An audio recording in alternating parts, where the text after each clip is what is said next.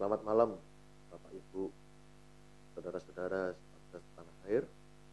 Jumpa lagi dalam Gelora Pancasila, dan tanpa terasa malam ini sudah seri yang ke-20. Kita akan membahas tentang peradaban kualitas bersama Pak Kutoro, Coach Kutoro.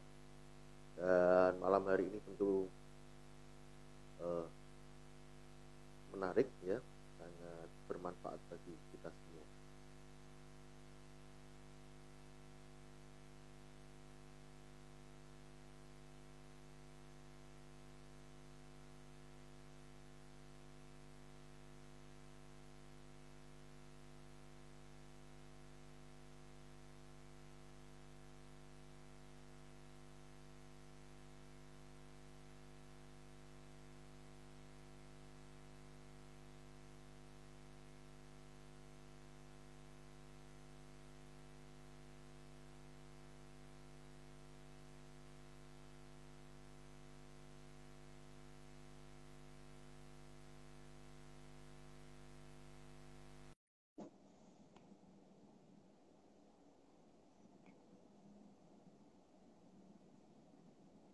Selamat malam teman-teman yang bergabung. Malam ini kita akan kembali membahas tentang Gelora Pancasila, dan kita sedang menunggu kehadiran Coach Muhammad Kutoro yang akan sharing berbagi di tengah-tengah kita. Dan Bapak Ibu yang ingin mengikuti tayangan-tayangan sebelumnya bisa mengikuti di YouTube Gelora Pancasila, dan juga bisa cek di IG Live saya rekaman-rekaman seri-seri yang sebelumnya. Dan malam ini sekali lagi sudah seri yang ke-20. Kita akan membahas tentang peradaban kualitas.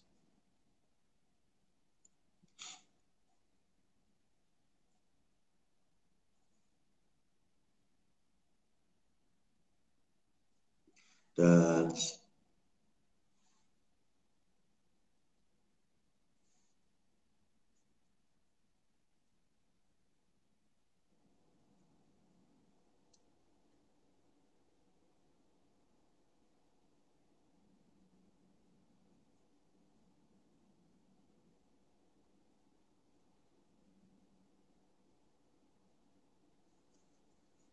ya,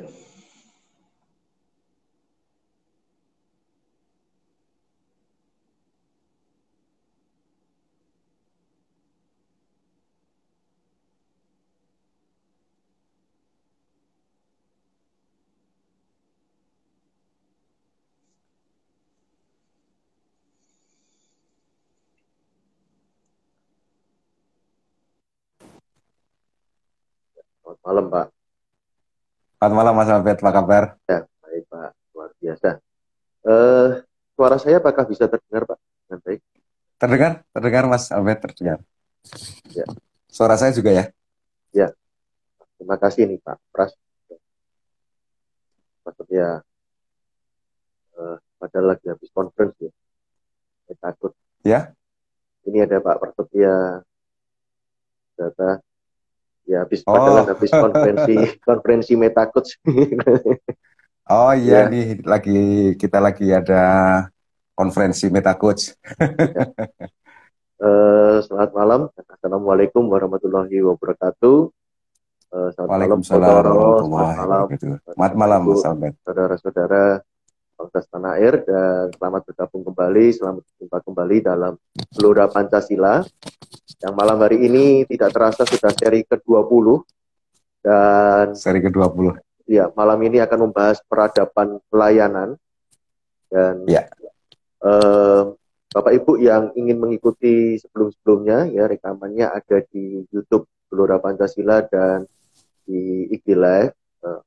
Dan Bapak Ibu seperti malam-malam sebelumnya, Bapak Ibu selain memberikan pertanyaan atau pernyataan, komentar, tanggapan, selain di kolom chat juga boleh ikut bergabung bersama-sama kami di layar bersama-sama di IG Live saat ini juga.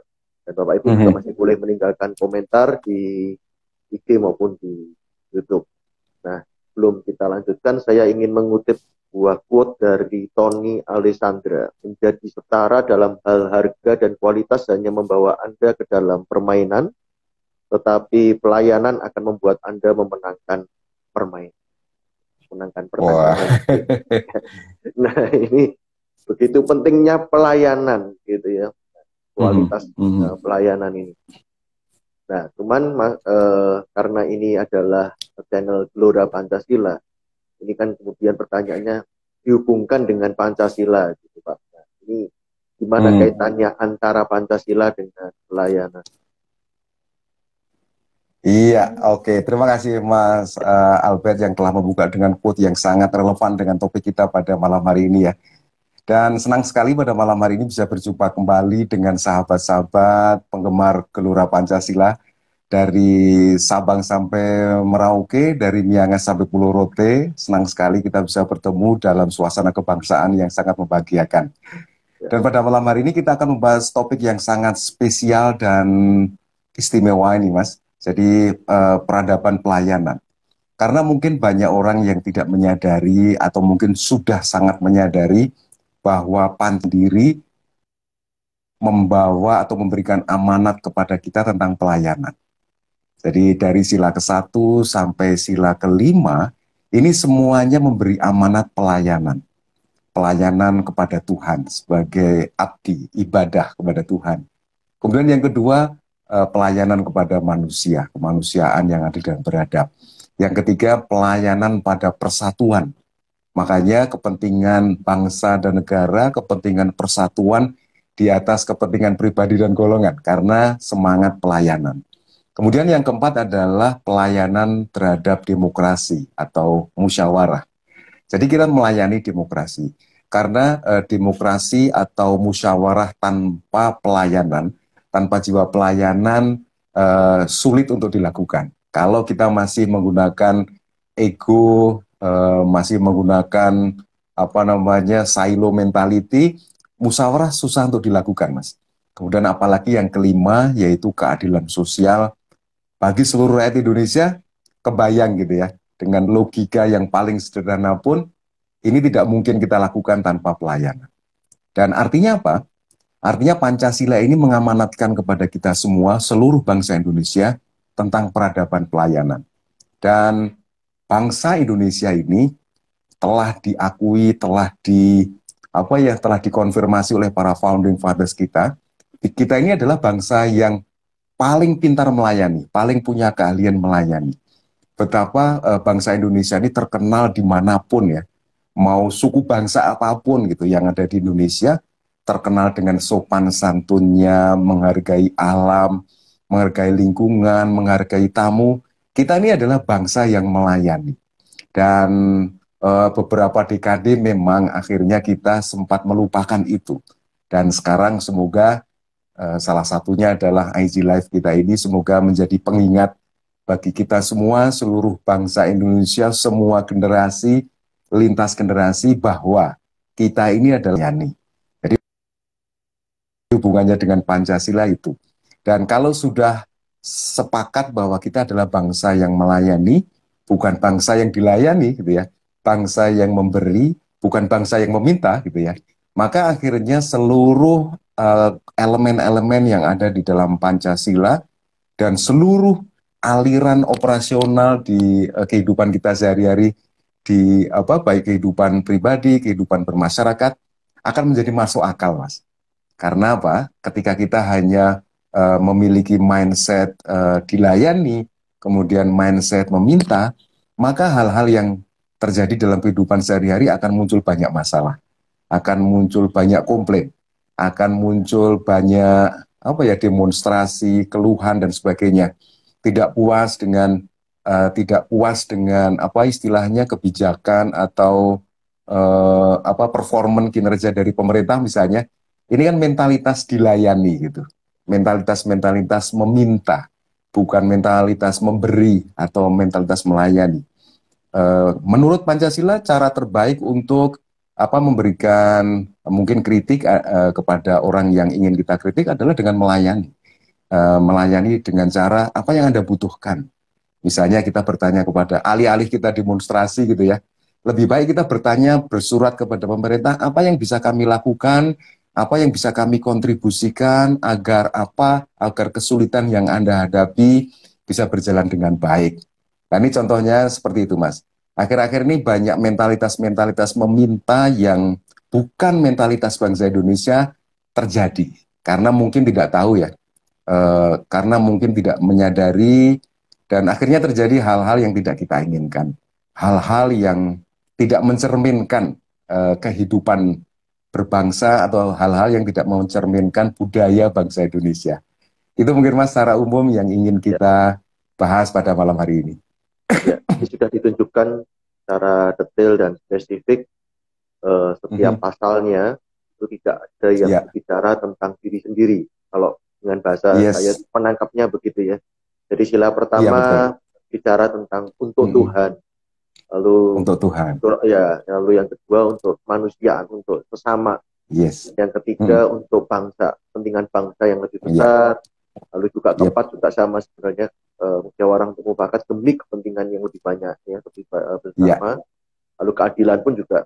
Dan ternyata menariknya di setiap sila tersebut juga, kalau Mm. mungkin bahasa saya ada indikatornya ya Pak, ada Iya. kualitasnya. Jadi Mm. kualitas yang pertama ya tentu kualitas Tuhan ya, dan Mm. standarnya Tuhan. Lalu yang Iya, kedua manusiaan. Kalau kita bisa membuat manusia lebih manusiawi gitu, maksudnya lebih beradab gitu ya. Lalu iya, tingkat iya, yang ketiga persatuan, kualitasnya apa? Kualitasnya Indonesia. Lalu yang keempat exactly. Ya, kualitasnya mufakat gitu dan ya. Eh, ya, Lalu yang kelima keadilan sosial bagi seluruh, itu menjadi kualitas pelayanan kita. Jadi bukan ya. hanya pelayanan tapi kualitasnya juga kualitas unggul. Kalau nggak salah saya menangkapnya begitu nih Pak. Betul, 100% Gitu. Mas. seratus Ya, persen persis jadi seperti itu. 100%. dan kalau saya membayangkan tadi dengan Pak Utoro menyampaikan bahwa setiap suku, saya melihat dari budaya, dari tata cara berperilaku, tata cara Mm. berkata-kata, makan, berjalan, masuk ruangan, menyambut tamu. Itu bahkan kalau yang paling dekat dengan saya kan suku Jawa gitu ya, artinya melihat Iya, sehari-hari gitu. Ternyata ada unsur-unsur itu ya Pak, unsur-unsur iya, mengutamakan yang lain gitu ya, iya, iya. mendahulukan yang lain ya. Mm, mm. eh, ada yang ingin ditambahkan Pak? Ya, termasuk budaya-budaya yang lain ya, Mas, seperti pakaian, Ya, pakaian, kemudian tari-tarian, termasuk bahasa tadi ya, adat istiadat, bentuk rumah, semuanya hampir mencerminkan pelayanan, hampir mencerminkan pelayanan. Kalau di mana di Jawa ada pendopo gitu ya, artinya apa? Mereka lebih biasanya pendopo ini atau ruang tamu ya, kalau di ya. masyarakat Jawa lebih luas dari ruang yang lain, lebih luas dari bahkan ruang tidur gitu ya. Artinya apa? Masyarakat Jawa ini mengutamakan tamu, memprioritaskan tamu. Di budaya-budaya yang lain juga sama.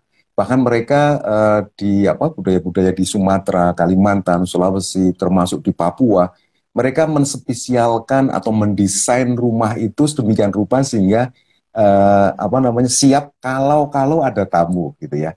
Ya. Bahkan apa namanya bentuk pakaian kita ini baik dari Sabang sampai Merauke, dari Miangas sampai Pulau Rote, filosofinya adalah filosofi menghargai orang lain. Seperti misalnya ikat kepala. Ikat kepala ini apa? Kepala kita diikat. Artinya apa? Untuk reminder bahwa apa namanya jangan hanya memikirkan diri sendiri gitu ya. Apa namanya Anda ini tujuannya adalah untuk melayani orang lain. Sehingga kepalanya diikat, Mas. Diikat sehingga awas hati-hati loh dengan kepentingan individumu gitu ya. Kemudian pakaian kita juga sama, pakaian-pakaian seperti yang dipakai Mas Abed, saya pakai pakaian-pakaian tradisional gitu ya.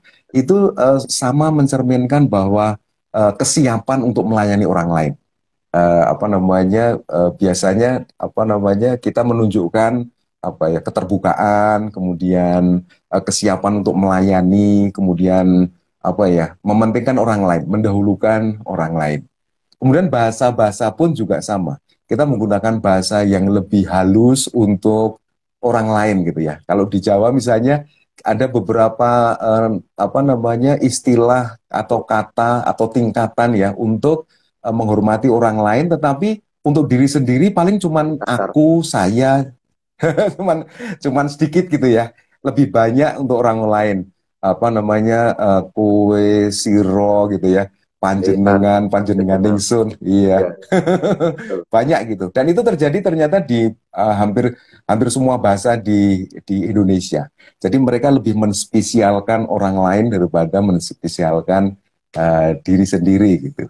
Dan ini kadang-kadang ditafsirkan sebagai budaya yang rendah diri, budaya yang apa namanya apa istilahnya inferior gitu ya, budaya yang tidak menghargai kekuatan, padahal bukan. Ini adalah budaya yang adiluhung yang justru kita merasa bahwa kita ini sudah paripurna gitu, sudah paripurna sehingga saatnya kita memberi. Seperti gelas kosong Mas ya. Gelas kosong ini keinginannya adalah untuk mengisi gelas itu. Tetapi kalau pikiran kita, jiwa kita merasa bahwa kita ini gelasnya penuh gitu ya. Apalagi kita punya keyakinan bahwa gelas penuh ketika diberikan kepada orang lain maka akan terisi lagi dengan sesuatu yang baru gitu, maka kita akan jiwa memberi, jiwa gitu. Tidak hanya untuk diri sendiri tetapi untuk orang lain.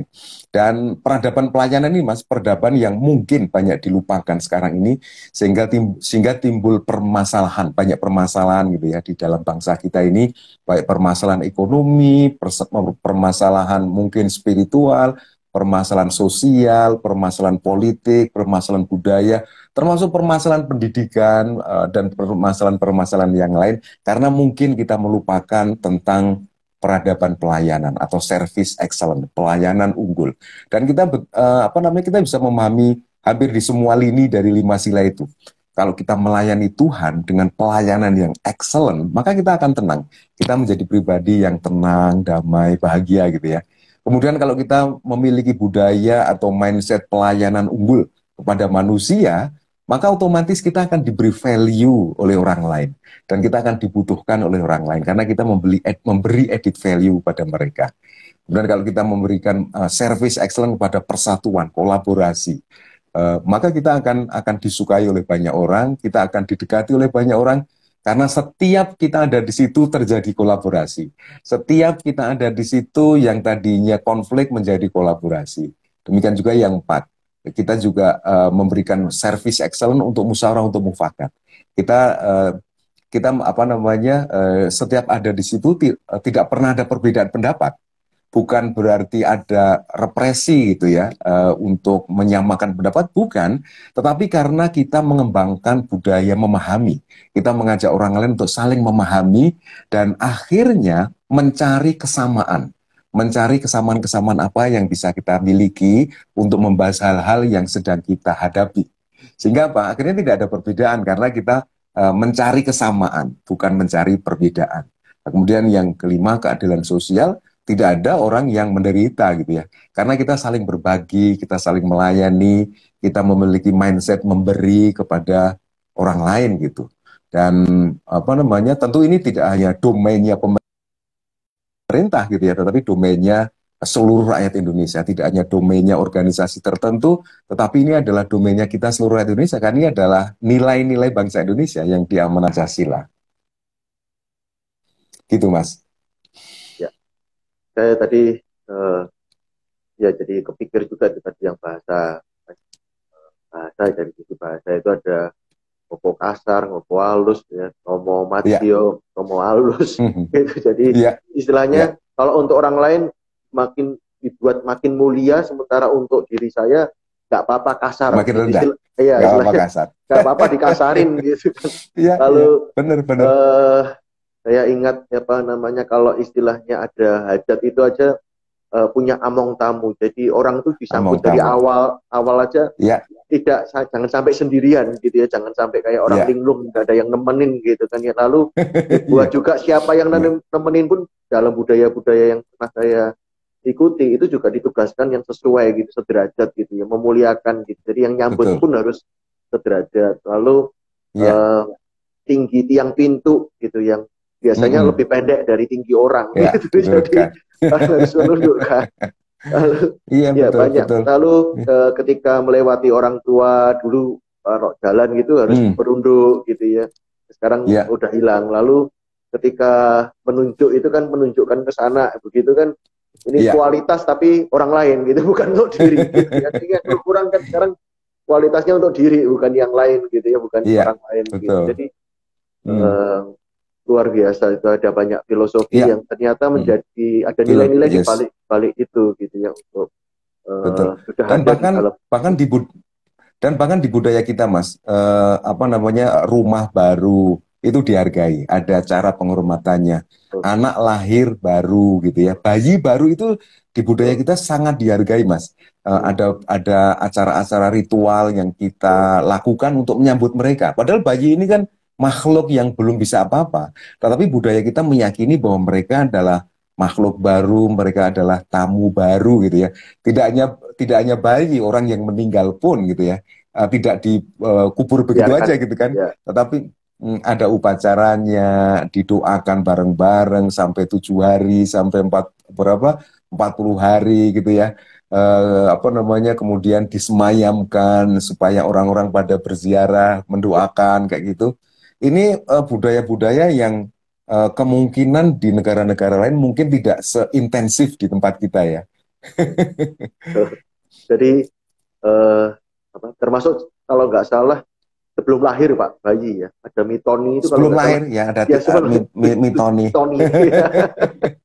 Jadi Mitoni ini untuk menyongsong gitu ya. ya Bahkan kayak apa, pernikahan ya, ada apa, seserahan, mitodaren, ada midodaren, terus mitodaren, kemudian ada orang yang datang dulu cucuk lampah sebelum betul. apa, sebelum pengantinnya datang. Ini adalah menunjukkan penghargaan bahwa kita tidak tiba-tiba gitu. Kita Wah, tidak kalau tiba-tiba kalau untuk ritual pernikahan banyak banyak nilainya Pak. Kalau Jawa itu, maksudnya betul, pernikahan Jawa betul, betul. dari Tidak hanya ah, Jawa, Mas. ah, Tidak hanya Jawa, tapi hampir semua di Indonesia mirip, Mas. Hampir semua di Indonesia mirip filosofinya gitu ya. ya. Karena kalau yang saya Hmm. lihat di pernikahan budaya Jawa itu kan komplit Pak, dari ayah ke anak, anak ke orang tua, Ya, istri ke ya, suami gitu ya, nginjak ya, telur, ya, digendong, lempar-lemparan gitu, yes. jadi lengkap Lempar-lemparan sekali. suruh ya. jadi, jadi Iya, sangat iya. lengkap sekali gitu. Eh, Hmm. nah, eh, kalau supaya ini Pak, generasi sekarang ini kemudian menjadi sadar atau kembali kepada identitas atau kembali kepada apa ya, terahnya ini atau istilahnya kodratnya yang sebetulnya Indonesia ini berkualitas unggul gitu, gimana nih Pak Hmm. supaya Ya, mengingatkan kembali nih kepada generasi sekarang yang mungkin mulai luntur gitu Pak. ya. Jadi apa, hal-hal yang permukaan memang alhamdulillah di dunia nyata ini sudah mulai terbukti ya Mas, bahwa pelayanan unggul itu penting gitu ya. Contoh misalnya di dunia penjualan misalnya, produk-produk yang berkualitas yang melayani pelanggannya lah yang sekarang masih ada di hati para pengguna gitu ya. Kemudian banyak perusahaan yang juga menggunakan konsep service excellence sekarang ini. Sebenarnya konsep service excellence ini menurut saya adalah meniru budaya-budaya kita gitu ya. Karena sebelumnya yang namanya penjualan itu kan transaksional, Mas. Dari awal sejarah penjualan itu ya, kalau saya jualan ke Mas Albert ya saya jualan, Mas Albert mendapatkan benda Nah, yang saya jual, Mas Albert membayar ke saya, udah selesai gitu kan. Tetapi kemudian akhirnya mereka berpikir tentang sustainable apa namanya, income gitu ya. Mereka ingin repeat order dan mereka akhirnya mempelajari apa yang membuat orang repeat order, karena pelayanan yang unggul, pelayanan yang excellent gitu ya. Dan itu sebenarnya budaya-budaya yang sudah kita miliki. Kita ini kan apa ya, ada istilah jangan sampai kepaten obor gitu ya. Jangan sampai apa namanya, lentera ya, silaturahmi kita itu mati. Ketika ketika seorang ayah sudah tua, maka dia akan menghubung-hubungkan anaknya dengan teman-temannya, dengan saudara-saudaranya, supaya tidak mati obor silaturahminya gitu. Dan itu adalah bentuk-bentuk budaya pelayanan yang luar biasa bagi kita. Dan wujudnya adalah sustainable relationship atau hubungan yang berkelanjutan. Nah, ini dipakai di copy paste di dunia bisnis gitu. Yang dipahami oleh para generasi muda sebagai sebuah budaya bisnis, padahal sebenarnya bukan budaya bisnis tapi budaya kehidupan. Nah, kemudian kita juga mendengar sekarang menyaksikan di media sosial ya, kayak di YouTube, di Instagram gitu ya. Mereka menyadari bahwa ketika kita memberikan pelayanan yang baik, sesuatu yang disukai oleh pelanggan, maka followernya banyak. Maka orang yang menyukai kita banyak. Dan itu adalah bentuk-bentuk pelayanan di permukaan ya Mas. Tetapi yang mungkin nanti perlu kita sadarkan, perlu kita gelorakan, perlu kita kampanyekan kepada generasi muda dan juga generasi yang lain adalah bahwa kita sebenarnya sedang menjalankan budaya kita, sedang menjalankan jati diri bangsa kita, pelayanan. Nenek moyang kita, para leluhur kita mengajarkan kita tentang pelayanan. Pelayanan ini adalah Indonesia. Indonesia ini adalah pelayanan. Dan tentu saja semoga nanti kita semua bisa menjadikan itu sebagai identitas bangsa, bahwa Indonesia ini terkenal dengan pelayanannya gitu. Jadi identitas Indonesia apa? Pelayanan. Tapi tidak hanya pelayanan di bidang wisata atau pelayanan di bidang silaturahmi gitu ya Mas, tetapi pelayanan di semua bidang. Bidang teknologi, bidang informasi, bidang produksi, bidang industri dan sebagainya. Kita juga memberikan pelayanan yang excellent, dan ini tentu berhubungan dengan yang kita bicarakan minggu lalu ya, peradaban kualitas itu. Karena salah satu aspek dari pelayanan ini adalah kualitas. Di samping tadi pelayanan secara sosial gitu ya, pelayanan secara kultural, ini juga menjadi sesuatu yang penting. Karena saya membayangkan begini Mas, kalau seandainya di sebuah perusahaan misalnya ya, perusahaan itu mampu mengadopsi, mampu mengcopy paste budaya pelayanan sosial, pelayanan kultural yang dimiliki oleh bangsa Indonesia ini, wow gitu ya. Mereka akan memiliki komunitas-komunitas yang loyal, mereka akan memiliki pelanggan-pelanggan yang loyal, dan itu akan berhubungan dengan sustainability bisnis mereka. Dan ini adalah budaya kita gitu. Saya tidak tahu ya di negara-negara lain apakah hal ini ada gitu. Tapi setahu saya tidak sekuat yang ada di tempat kita Indonesia. Jadi ternyata tidak kebetulan dan kelihatannya sepaket ya Pak antara apa yang kita bahas lalu dengan yang sekarang. Kalau saya bayangin dalam bisnis ini, bayangan saya ini Pak, mungkin bisa dikoreksi kalau salah ya. Kualitas itu membuat kita terkenal atau barang itu bisa dibeli.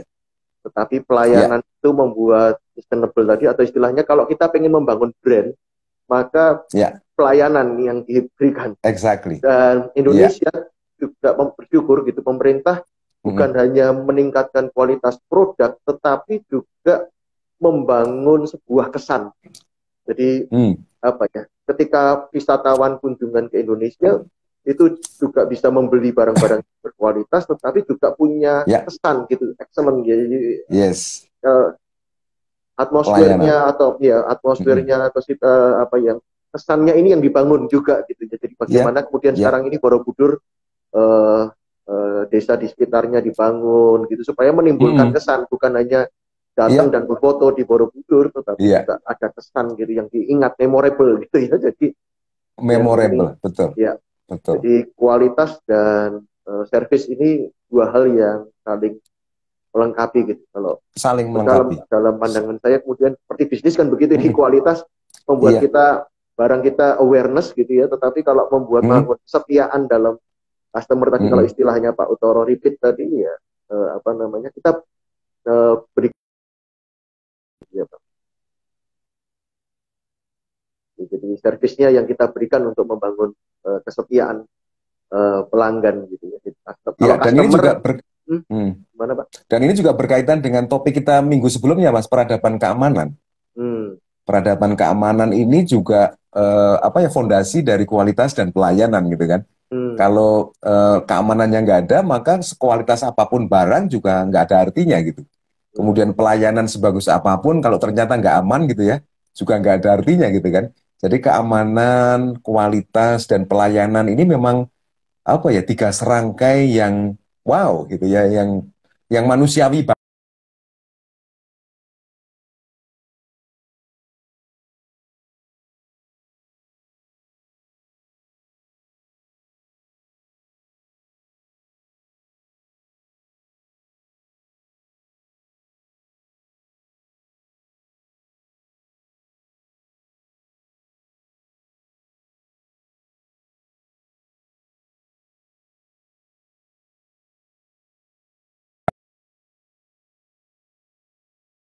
kita bayangkan ini, wow-nya gitu ya. Tidak hanya kita pakai di dalam dunia bisnis ya, tetapi dalam dunia sosial. Kita selalu menciptakan keamanan, peradaban kualitas, peradaban pelayanan. Di lingkungan rumah kita lah, di perumahan kita ya, ketika kita saling memberikan rasa aman, kemudian memberikan kualitas, kemudian memberikan pelayanan, wow gitu ya. Tiga ini saja sudah membuat lingkungan itu menjadi lingkungan yang beradab. Lingkungan yang beradab ini kan menjadi daya tarik, Mas. Daya tarik orang-orang yang belum beradab gitu ya, untuk masuk ke lingkungan itu, untuk ikut merasakan gitu. Untuk ikut merasakan seperti apa rasanya, kemudian mungkin mereka akan mencontoh untuk dibawa kembali ke tempat mereka dan sebagainya. Jadi kalau imajinasi saya juga mungkin ini ya Pak, keamanan itu jadi infrastruktur ya Pak. Jadi, kalau buat apa barang berkualitas kalau itu tidak bisa terdeliver, tidak bisa tersampaikan, deliver juga betul. perlu infrastrukturnya keamanan. Nah, ini supaya tadi kalau tadi yang sudah disampaikan ya bagaimana membangun kesadaran bahwa dan ternyata bisnis di dunia nyata pun sebetulnya sudah ada ini, jadi mudah untuk mengingatkan. Tapi sebenarnya ya Pak, kalau bisa orang itu bisa tidak atau menurun gitu Pak, atau tidak memperhatikan kualitas lagi gitu. Apa yang membuat jadi kendala nih orang untuk malas untuk kualitas atau dalam memberikan pelayanan. Atau itu karena belum selesai dengan dirinya tadi ya. Jadi itu menjadi kendala yang terbesar. Jadi ya itu menunjukkan bahwa dia belum beradab, Mas Albert. Dia belum menjadi manusia gitu ya. Belum, karena manusia ini kan beradab. Manusia ini diciptakan sebagai makhluk yang paling sempurna. Kenapa? Karena adabnya, karena peradabannya. Nah, kemudian mengapa manusia diciptakan di dunia ini? Karena mengemban misi membangun peradaban. Artinya apa? Setiap manusia ini lahir di suatu tempat bukan untuk menikmati peradaban, tapi misinya adalah untuk membangun peradaban. Makanya kita dilahirkan di Indonesia, saya dengan Mas Albert gitu ya, karena kita punya misi untuk membangun peradaban. Dengan cara apa? Dengan cara yang kita bisa, dengan kompetensi kita. Misalnya saya dengan melakukan coaching, dengan melakukan training gitu ya Mas. Kemudian IG Live yang kita lakukan ini adalah sesuai yang kita bisa gitu ya. Orang-orang lain melakukan dengan apa yang mereka bisa. Bapak-bapak TNI, Polri melakukan hal yang mereka bisa. Kemudian bapak-bapak presiden, menteri, dirjen, dan sebagainya, pejabat-pejabat pemerintah membangun peradaban Indonesia dengan apa yang mereka bisa. Para ilmuwan, para mahasiswa, para pelajar, para pedagang, para entrepreneur, mereka, para guru, mereka melakukan dengan apa yang mereka bisa. Tapi ujung-ujungnya adalah sama, membangun peradaban. Nah memang ketika kita membangun peradaban ini kan challenge-nya atau tantangannya adalah orang-orang yang belum beradab gitu ya. Kalau orang-orangnya sudah beradab, mungkin kita nggak ada misi untuk membangun peradaban gitu. Nah, ketika kita ingin membangun peradaban ini, memang kita harus gitu ya, harus ketemu dengan orang-orang yang belum beradab. Nah, orang-orang yang belum beradab ini, kalau kita menggunakan tinjauan mindset yang dulu pernah kita bahas, yang pertama adalah karena mereka belum punya pemahaman, mereka belum punya pengetahuan, mereka belum punya pengalaman, dan mereka belum punya pemaknaan. Mereka belum punya belief, mereka belum punya values. Jadi pintu gerbangnya adalah karena mereka belum tahu, Mas. Orang yang berbisnis atau melakukan kegiatan apapun yang membahayakan keamanan orang lain karena mereka nggak tahu. Mereka tidak tahu, belum pernah mengalami dan tidak pernah memaknai tentang pentingnya keamanan. Orang yang mengorbankan kualitas untuk menipu orang lain misalnya, karena mereka belum tahu, belum pernah mengalami, dan belum pernah memaknai. Kemudian orang yang mengorbankan pelayanan misalnya, biarin aja, yang penting kan saya dapat uang, dia dapat barangnya, dan tidak mengabaikan pelayanan, karena dia tidak tahu. Dia belum pernah mengalami, dan dia belum memaknai pelayanan ini sesuatu yang penting untuk sustainability dari bisnisnya dia. Jadi kembali lagi ke pertanyaannya Mas Abed tadi, misi kita dalam membangun peradaban akan berhadapan dengan orang-orang yang belum beradab, gitu. Orang-orang yang belum beradab, dan tugas kita adalah membuat mereka beradab dengan memberikan pemahaman, dengan membangun keyakinan, membangun nilai-nilai seperti itu, Mas, menurut hemat saya. Ya, kasih Pak. Dan tanpa terasa ketika kita ngobrol sudah banyak juga yang ini berganti join, mampir di Oke. kita malam hari ini. Silahkan kalau apa Pak. Dan selamat datang kepada Bapak Bu yang bergabung, yang mampir Terima kasih. di Easy Life kami. Sekali lagi silahkan kalau Bapak Ibu ingin bertanya, ingin menyampaikan ucapan, pernyataan, atau ingin menyampaikan secara langsung, bergabung, ngobrol-ngobrol santai, ya mengungkapkan gagasan, pandangan, silahkan ajukan permohonan untuk join, dan kami akan undang Bapak Ibu sekarang juga, ya saat ini juga bergabung sama-sama kami juga. Ya. Silahkan, Pak, dan bagi Bapak dan Ibu, teman-teman semua yang baru bergabung, Anda sedang menikmati perbincangan tentang Gelora Pancasila. Dan pada malam hari ini topiknya adalah peradaban pelayanan. Kita membahas bahwa Pancasila yang kita yakini sebagai nilai-nilai bangsa Indonesia mengamanatkan peradaban pelayanan untuk kita bangun sebagai anak-anak bangsa.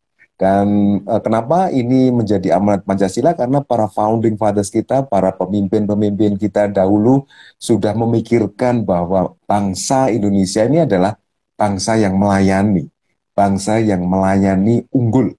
Dan kita ingin membangkitkan lagi, kita ingin mengingatkan kembali bahwa kita ini adalah bangsa yang besar. Besar apanya? Besar pelayanannya kepada orang lain. Karena besar negaranya, besar badannya, besar kekayaannya, tidak ada manfaatnya gitu ya. Kalau pelayanannya kepada bangsa lain tidak besar gitu. Jadi kita adalah bangsa yang besar karena apa? Besar pelayanannya kepada orang lain. Besar terima kasihnya kepada para pahlawan, besar terima kasihnya kepada para pelanggan, besar terima kasihnya kepada orang-orang yang berhubungan dengan kita, yang telah memberi banyak kepada kita. Kita tidak pernah bisa hidup sendiri ya Mas Albert ya. Kita dibantu oleh tukang sayur, kita dibantu oleh tukang-tukang bangunan, kita juga aman karena ada bapak-bapak security gitu ya. Kemudian kualitas juga karena ada bapak-bapak engineer yang bekerja tanpa lelah di industri-industri mereka masing-masing, menyajikan barang-barang yang berkualitas untuk kita pakai. Semen, bahan bangunan, kursi, meja, HP, dan sebagainya, pakaian yang berkualitas. Kita juga membeli dengan sepenuh hati, kita juga suka karena mereka melayani. Ketika ada barang yang rusak, kita dilayani. Ketika ada pertanyaan, kita dilayani. Ketika ada kebingungan, kita dijelaskan, dan sebagainya. So, wow, jadi kehidupan ini akan menjadi sangat indah ketika keamanan, kualitas, dan pelayanan kita sadari sebagai bagian dari kehidupan kita. Silakan Bapak. Ya. Karena pelayanan itu kan untuk orang lain gitu ya. Iya. Orang lain, jadi sementara orang itu katanya kan kalau quote itu setiap generasi ada zamannya, setiap zaman ada generasinya. Nah, berarti kan untuk orang bisa melayani lebih baik itu butuhkan keterampilan atau istilahnya kemampuan untuk beradaptasi ya, fleksibel gitu. Pasti. menjadi hal yang understanding tadi Mas. Iya. Understanding tadi, dia kemampuan untuk memahami dirinya, memahami orang lain, memahami apa yang saya bisa beri dan memahami apa yang dibutuhkan oleh orang lain. Iya. Ini akan menjadi sesuatu yang tadi menurut Mas Albert tadi adaptif tadi Mas. Dan ketika bicara soal kualitas pelayanan, kemudian kita dengar istilah yang umum itu kan standarisasi ISO misalkan. Saya ini coba menghubung-hubungkan nih Pak pasalnya itu. Itu kan makin ada checklistnya detail gitu ya, makin detail dan spesifik ini juga menjadi suatu hal yang dibutuhkan ya Pak ketika saya melihat tuh ya ketika makin detail, makin spesifik, makin hal-hal yang ini membuat kesannya juga berbeda nih Pak ya, impresinya berbeda sekali. Ya, karena kalau di dunia pelayanan kan kita belajar tentang pelayanan personal ya Mas. Banyak brand-brand yang hebat itu mereka berkenan di hati para pelanggannya itu karena mereka memperlakukan para pelanggannya secara personal. Jadi bukan dianggap rata gitu ya. tetapi mereka melayani para pelanggannya ini secara personal, semampu yang mereka lakukan. Dan melayani secara personal ini kan detail, Mas. Detail, spesifik, akurat, apa adanya, objektif, kayak gitu ya. Eh, dan ini, ya itu tadi, ketika kita menggunakan mindset pelayanan, maka sebenarnya hampir semua hal menjadi mudah gitu. Hampir semua hal menjadi ringan. Contohnya misalnya kayak komunikasi asertif, atau sekarang banyak yang meyakini bahwa setiap pemimpin itu perlu memiliki kemampuan komunikasi asertif. Komunikasi asertif ini kan sebenarnya komunikasi yang apa adanya, komunikasi yang akurat, komunikasi yang presisi, menyampaikan data fakta yang objektif gitu. Nah, ketika seseorang menyampaikan itu atau seorang pemimpin menyampaikan itu, maka hampir tidak ada masalah gitu ya, karena setiap orang mendapatkan informasi yang akurat, sehingga dia tidak terdistorsi atau dia tidak mendistorsi informasi-informasi atau informasi yang dia serap lengkap, jelas dan logis, sehingga akhirnya komunikasinya berjalan seperti tujuan dari sebuah komunikasi gitu. Komunikasi ini kan berasal dari bahasa Latin, Mas, communicativus atau communicatus, kemudian menjadi communicare yang artinya adalah membangun sesuatu yang common gitu atau sama. Kalau saya berkomunikasi dengan Mas Albert, maka tujuan dari komunikasi itu antara saya dengan Mas Albert memiliki pemikiran yang sama, emosi yang sama, ucapan yang sama, tindakan yang sama gitu. Nah, ketika itu terjadi, maka tidak ada masalah kan? Karena komunikasi ini hanya seperti sebuah jembatan gitu untuk menyamakan pikiran, perasaan, ucapan dan perilaku kita. Nggak ada hal yang lain. Nah, yang jadi masalah adalah ketika jembatan ini bermasalah gitu. Sehingga akhirnya muncul distorsi, muncul generalisasi, muncul penghakiman, muncul prasangka, muncul penghapusan kayak gitu ya. Akhirnya alih-alih informasinya terseberangkan malah muncul masalah baru yaitu miskomunikasi. Nah, ini semuanya terjadi karena tadi itu bahwa pelayanan itu bukan hanya sesuatu yang apa istilahnya sembarangan gitu ya, tetapi sesuatu yang personal, sesuatu yang detail, sesuatu yang akurat, itu membutuhkan perhatian, Mas. Mindset bahwa setiap orang itu berharga, setiap orang itu mulia, setiap orang itu ciptaan Tuhan, sehingga saya perlu melayaninya. Karena Tuhan saja saya layani, apalagi ciptaannya gitu kan. Saya perlu melayani.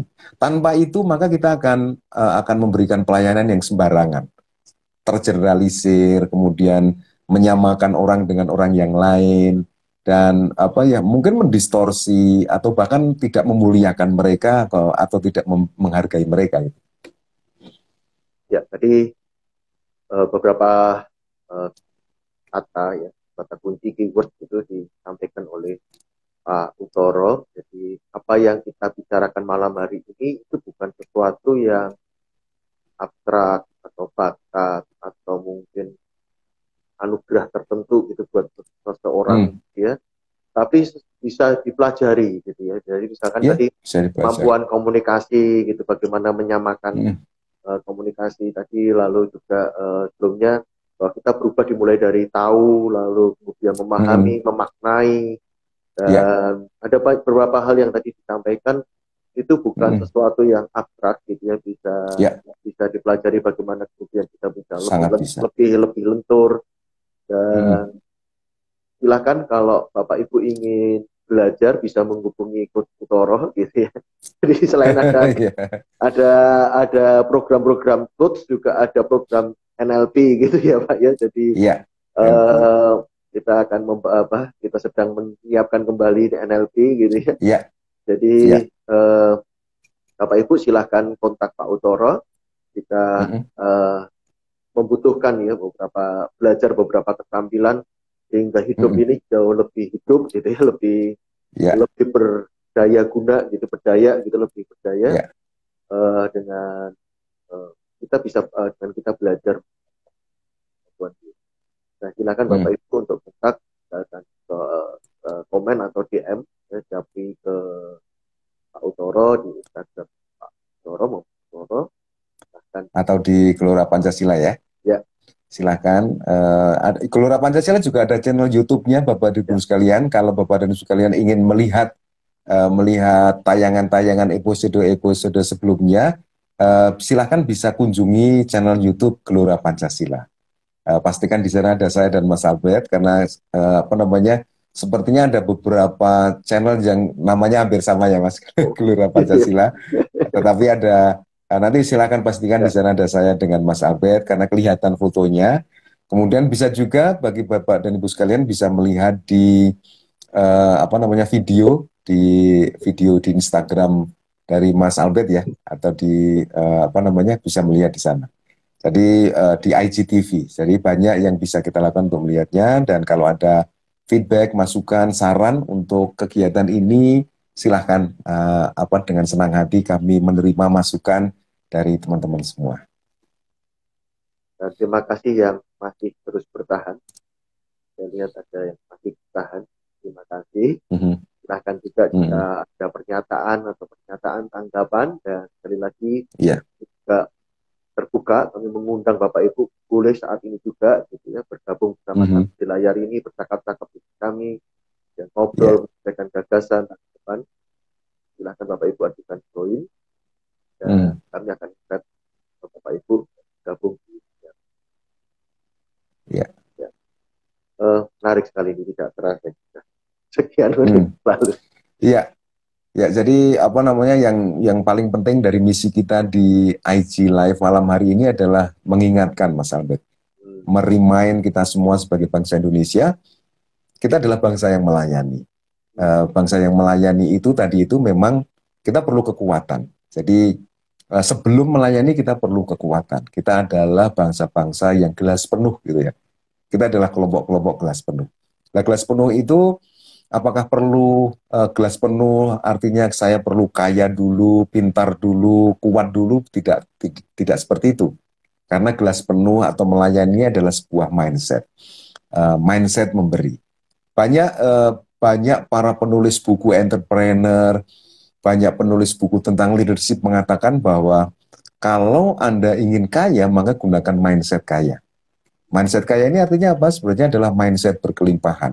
Saya adalah mindset gelas penuh gitu ya. Seseorang yang mindset gelas penuh, apakah dia mesti kaya raya? Belum tentu. Jadi orang yang belum kaya raya, dia bisa memiliki mindset melayani, suka memberi dan sebagainya gitu ya. Dia memiliki mindset kaya.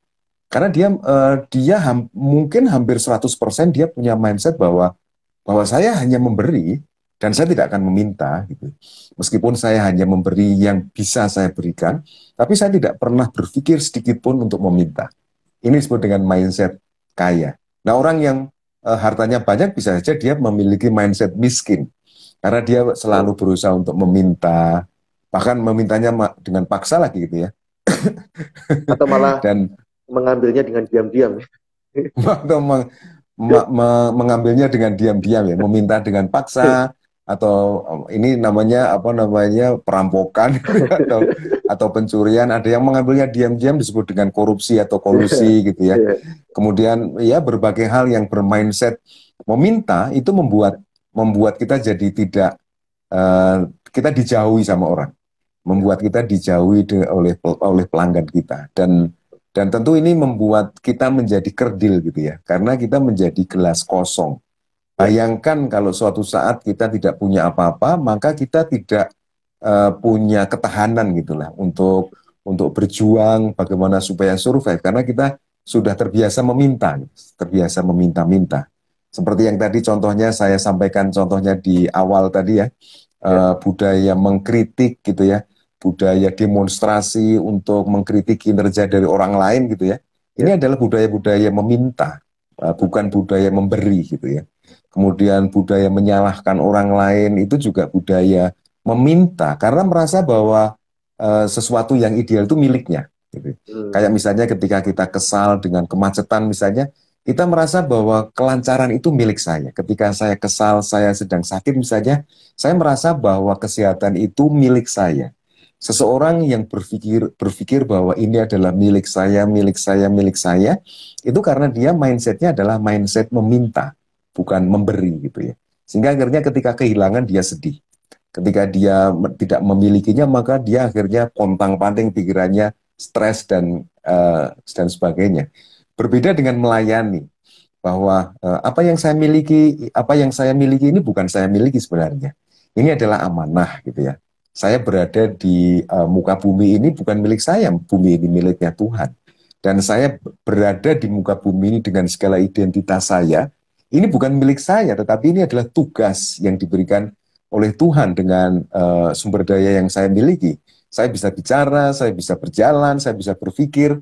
Ini semuanya adalah sumber daya karena ada misi, karena ada tugas, karena ada amanah yang diberikan Tuhan untuk kita. Jadi ini bukan untuk kita miliki gitu. Sama seperti kayak apa namanya mobil dinas gitu ya Mas ya. Mobil dinas itu bukan sesuatu yang dimiliki, tetapi sesuatu yang menjadi sumber daya agar tugasnya berjalan dengan lancar. Sama dengan kita memiliki raga yang sehat, alhamdulillah, kita memiliki pikiran yang sehat, Ya. kita memiliki harta dan sebagainya. Ini bukan sesuatu yang kita miliki untuk dinikmati, ini adalah sumber daya yang diberikan oleh Tuhan, dipinjamkan oleh Tuhan kepada kita dalam rangka melayani, dalam rangka memberikan kontribusi, dalam rangka menjalankan misi kita. So, ketika kita mendudukkan kesejatian diri kita pada posisi seperti itu, maka bisa dijamin kita akan hidup lebih tenang, lebih damai, anti stres gitu ya. Dan tentu saja peradaban tadi yang kita bicarakan di depan akan terwujud. Dan sekali lagi, challenge atau tantangan paling utama dari membangun peradaban adalah orang-orang yang tidak beradab itu sendiri atau orang-orang yang belum beradab. Nah, ketika mereka mulai menyadari, mulai kita beri pemahaman dan saling berbagi, saling mengingatkan, maka insya Allah lambat laun orang akan makin beradab. Karena ini adalah hukum alam, Mas. Hukum alam atau sunatullah gitu ya. Ketika ada orang yang saling mengingatkan untuk kebenaran, maka pasti ada orang yang berubah pikirannya. Tetapi kalau kita tidak saling mengingatkan seperti di Gelora Pancasila ini, ya nanti akan terjadi sesuatu yang statis gitu atau malah mungkin menurun, Mas. Jadi meskipun belum banyak yang mungkin mendengar apa yang kita sampaikan, tapi kita tetap terus melakukannya, tetap terus menyuarakan, tetap mengingatkan. Insya Allah suatu saat gitu ya, suatu saat nanti ada yang membaca atau melihat YouTube kita atau IGTV kita, kemudian men-share kepada orang lain sehingga akhirnya semakin banyak orang yang memahami ini dan semakin banyak orang yang menyukai hal ini dan menyadari bahwa ini adalah memang sesuatu yang sangat penting tidak hanya untuk bangsa tetapi untuk kita sebagai anggota dari bangsa itu. Ya, jadi ya awali dari mindset gitu ya, dan ya. Di pintunya awal tadi kan tahu gitu ya. Jadi, mungkin aja yang belum tahu, jadi dan kami yakini kita istilahnya ibaratnya menabur benih gitu ya. Dan insya Allah suatu kali ada benih yang tertanam dan berbuah gitu. Dari satu benih bisa menghasilkan sebuah hutan. Gitu. Jadi itu yang jadi keyakinan kami, tetap menabur gitu ya sampai suatu saat. Tetap menabur. Ya. Dan hal ini kalau saya semakin diteguhkan, semakin semangati malam hari ini, membayangkan gitu ya, kalau semua orang punya sikap nilai melayani kualitas unggul gitu ya, ini butuhkan di banyak perusahaan, sekolah, keluarga. Wah, ini tidak suatu hal yang mustahil kalau Indonesia menjadi sebuah negara besar, negara maju gitu ya di depan. Kalau kita punya sikap-sikap seperti ini. Iya, betul sekali. Dan kita bayangkan, Mas, berita-berita yang sedang muncul ya, harga PCR yang seperti itu kan sebenarnya sesuatu yang tidak akan terjadi, gitu kan? Ketika kita ini sudah terbiasa dengan mindset melayani. Nah, itu muncul kan karena tidak ada mindset melayani. Kemudian ada seseorang yang tidak mematuhi peraturan, kemudian keluar dari karantina. Ini kan juga karena mindset tidak melayani. Melayani hukum, melayani solidaritas hukum gitu ya. Kita perlu melayani hukum kan, Mas. Melayani hukum itu artinya mentaati hukum. Dan banyak hal ya, misalnya kayak kita lagi banyak diuji nih kan ya, Bapak-bapak Polri banyak sedang mengalami ujian di daerah-daerah gitu ya, yang lagi viral gitu ya. Ini ya sama, karena mengedepankan emosi, tidak mengedepankan melayani. Ya, tidak hanya Polri yang mestinya melayani masyarakat, semua orang melayani orang lain gitu ya.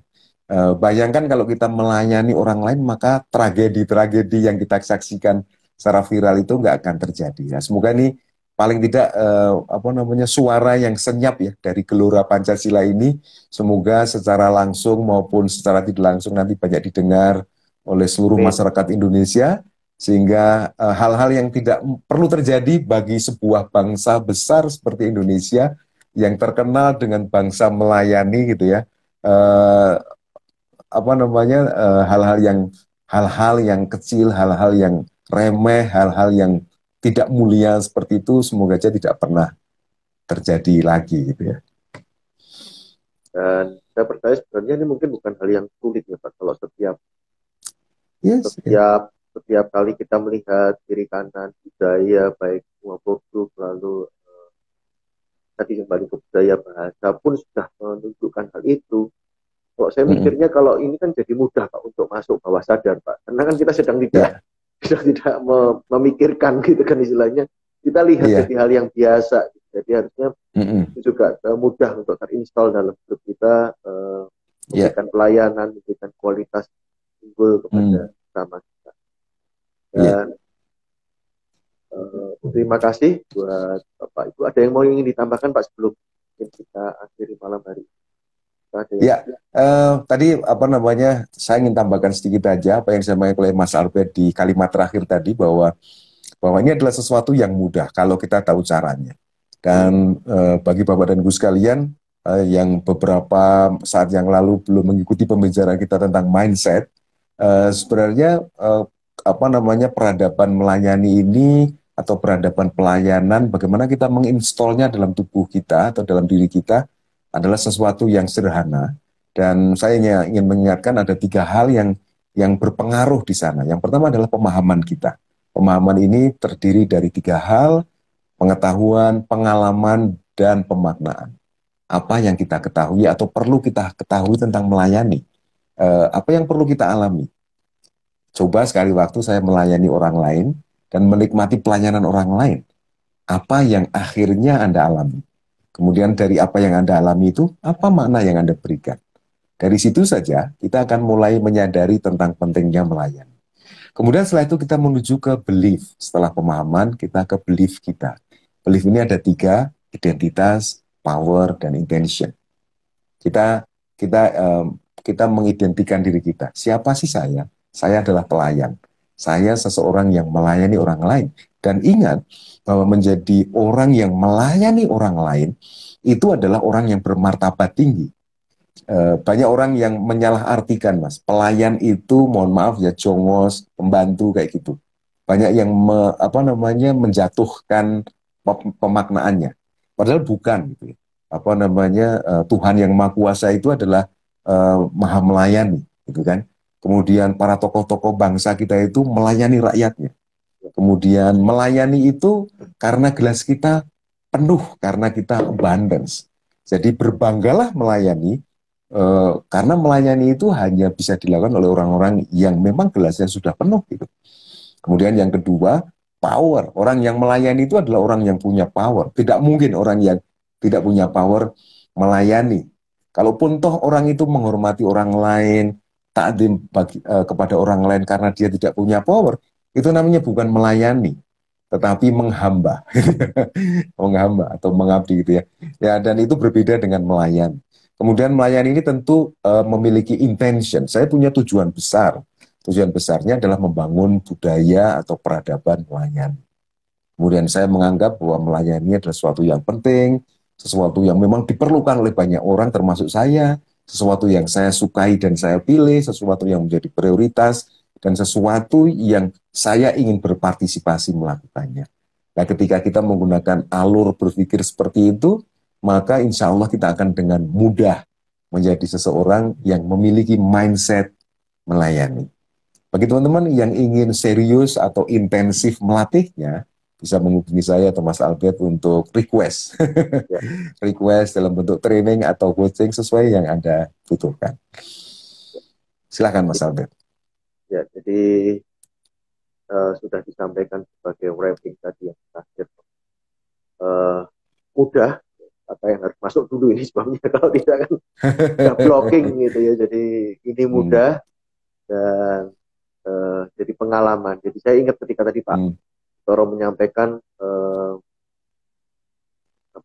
coba merasakan terlebih dahulu gitu ya. Jadi ini berkaitan dengan rasa. Pelayanan itu adalah empati. Gitu. Ada yang quote yang berkata demikian. Jadi pelayanan itu empati gitu, rasa gitu. Bagaimana pelayanan, dan itu sudah disampaikan ke Pak Utoro bahwa ini bukan rendah ya, tadi yang dongos ini, tapi ini berdaya gitu ya. Kata kita bisa melayani karena kita memberi ya, bukan meminta. Kita melayani itu sebetulnya memberi.